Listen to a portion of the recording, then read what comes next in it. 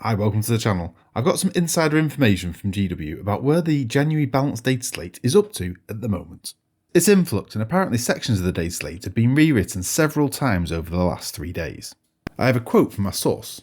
At this time the meta's in a really good place generally, and we foresee that all armies in the Goldilocks zone of wins 45-55% will receive minor game balance changes only. Those outside this, that's CSM and Eldari, will see the biggest changes to bring them into line, and those factions struggling at the moment, that's Imperial Knights and Drukhari, will see the biggest positive buffs. Perhaps this is what we expected. This is a direct quote from an in-house GW source. It has been slightly sanitised to remove any identifying characteristics. In more detail from the source though, Eldari are getting one of the biggest touches, Night Spinners and the Incarn are on top of the list. This makes a lot of sense. The Night Spinners have an annoying amount of indirect fire that's twin linked with devastating wounds. The key thing for the unit that it hits when shooting, and then has -2 to move and can't advance. They can really tie units down.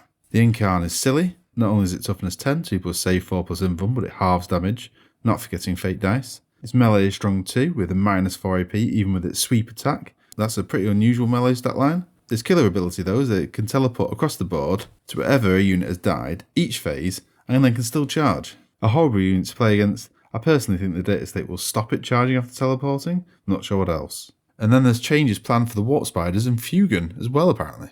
Warp Spiders are a really good unit, not least because they get to double move each turn. That's 24 inches fly move. Armies can't deal with that manoeuvrability. This could change to once per game, who knows. Fugan is a good character, I don't really get why he's picked out over say the Avatar. For CSM, the other top faction to get hit, it's going to be the Chosen, Accursed Cultists, and the Forge Fiends. They are very strong and it looks like the faction will be getting brought down a peg.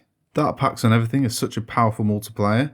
The Chosen have so many combos. They advance and fall back, shoot and charge natively, but you can turn them into absolute murder balls. Accursed Cultists are really cheap board control. They return models in each player's command phase and hit surprisingly hard. And the Forge Fields deals so much damage and being able to give itself devastating wounds is great. CSM are hard to nerf because of the layering of rules that makes their datasheet so good. I wonder if they'll get hit more by points or something really drastic like Dark Pacts only being used once per game per unit. All of the factions in the Goldilocks zone will get minor changes at most. Now for the factions in the worst position. And it'll be a good time for Imperial Knights and the Drukhari. As of now, the source says the Dataslate is giving the Imperial Knights their Bondsman abilities back. So that's some really nice synergies with the big knights getting their own buffs back. That's all I have for now, no further details, but it is really interesting. I imagine things will change a little more, but we do have an idea what to expect. See you soon, bye.